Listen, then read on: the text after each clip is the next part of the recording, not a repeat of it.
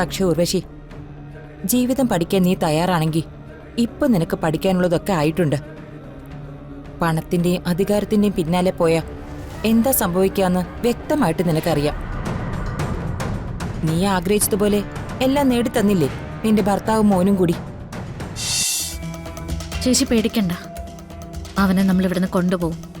പിന്നെ വേറെ ആശുപത്രിയിലൊന്നും ആക്കണ്ട. അവൻ ചേച്ചിയുടെ കൂടെ നിൽക്കട്ടെ, നമ്മുടെ കൂടെ നിൽക്കട്ടെ. അവൻ ഓക്കെ ആവും. പോവാ. ശരി.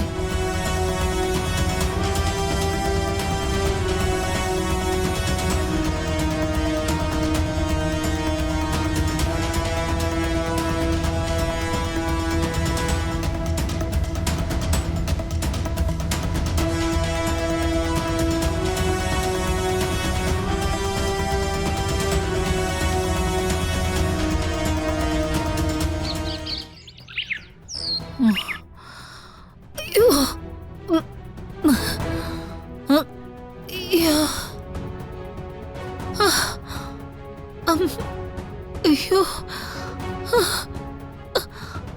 അമ്മേ, അയ്യോ. ഉർവശി, ഏട്ടത്തി, എനിക്ക് കുറച്ച് വെള്ളം താ.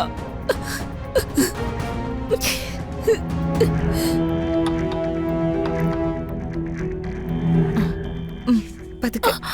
അയ്യോ അമ്മേ, അയ്യോ. അയ്യോ, കുറച്ച് വെള്ളം താ.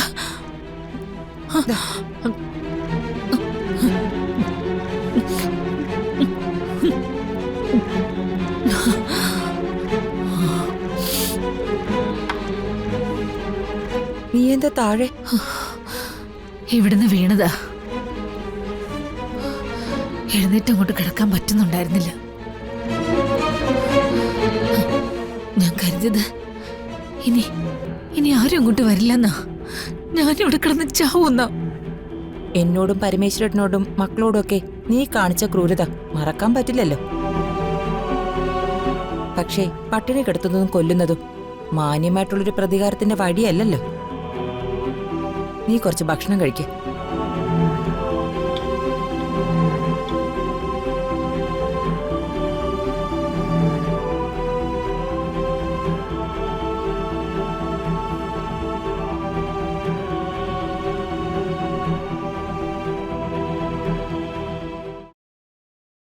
ഇനിയിപ്പോ ഈ അവസ്ഥയില് നിന്നെ സഹായിക്കാൻ വന്നത് നിന്റെ പ്രീതി പിടിച്ചു പറ്റാനോ അതിലൂടെ എന്തെങ്കിലും സഹായം ചോദിക്കാനോ ആണോന്ന് നീ തെറ്റിദ്ധരിക്കൊന്നും വേണ്ട.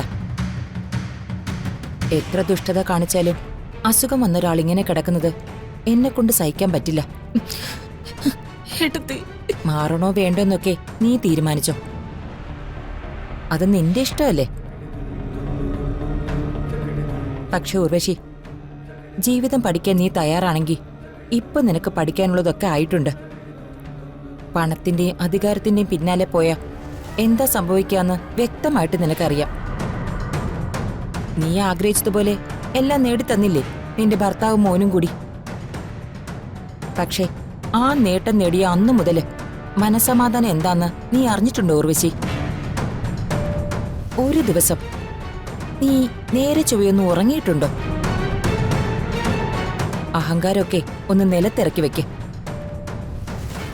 എന്നിട്ട് ഭൂമിയിൽ തൊടുന്ന മനുഷ്യരെ പോലെ നടക്ക്. എന്നിട്ട് വേണം കണ്ണു തുറന്നു നോക്കാൻ. അപ്പൊ നിന്നെ സ്നേഹിക്കുന്നവരാരാണെന്നും നിന്നെ ചതിക്കുന്നവരാരാണെന്നും നിനക്ക് മനസ്സിലാവും. നീ കഴിക്ക്. ഞാൻ അങ്ങോട്ടൊന്ന് പോട്ടെ.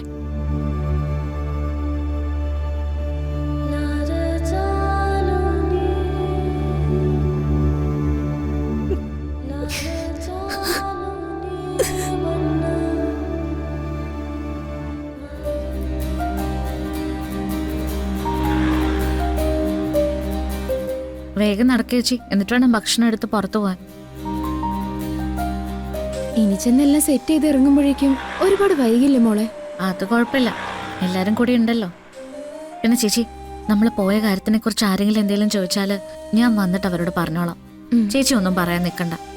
ആയിക്കോട്ടെ മോളെ. അതൊക്കെ മോൾ എന്താന്ന് വെച്ചാ ചെയ്തോ.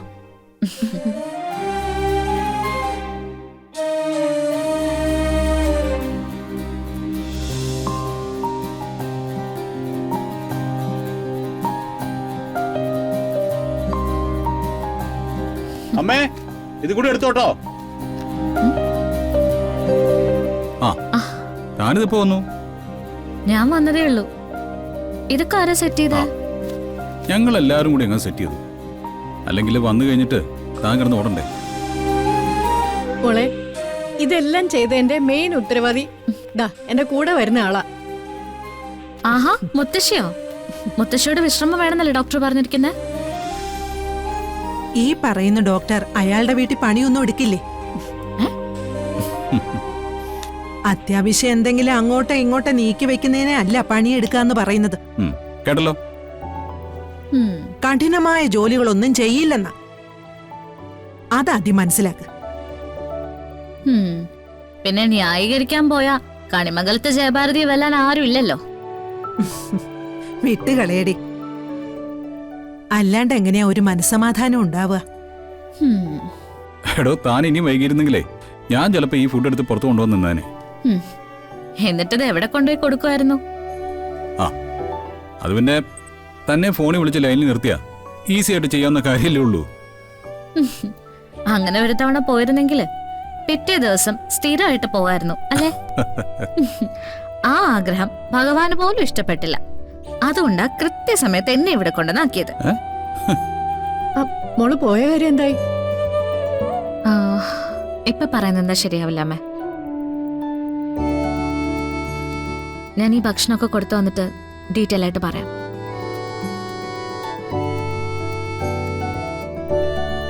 പറയാനുണ്ട് അമ്മ.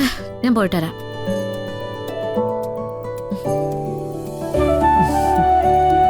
മുത്തശ്ശി വരുന്നുണ്ടോ? ഞാൻ വന്നാ നീ എന്നെ കൊണ്ടുപോവോ? അതെ, അസുഖമൊക്കെ മാറി നല്ല ഉഷാറായിട്ടിരിക്കെ അപ്പ കൊണ്ടുവന്ന കാര്യം നമുക്ക് പരിഗണിക്കാം.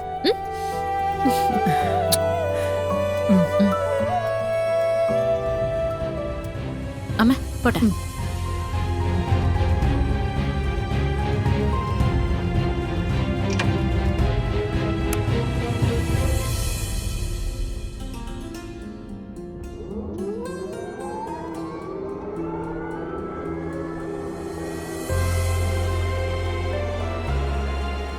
ചേച്ചി, അവിടെ കുഴപ്പമൊന്നും ഉണ്ടായിരുന്നില്ലല്ലോ? ഒന്നുമില്ല സാറേ, ഒരു കുഴപ്പവും ഉണ്ടായില്ല. ഈശ്വരാ, ഈ ഓട്ടപ്പാച്ചിലിനുള്ള കൂലി എന്റെ കുഞ്ഞിന് കൊടുത്തേക്കണേ.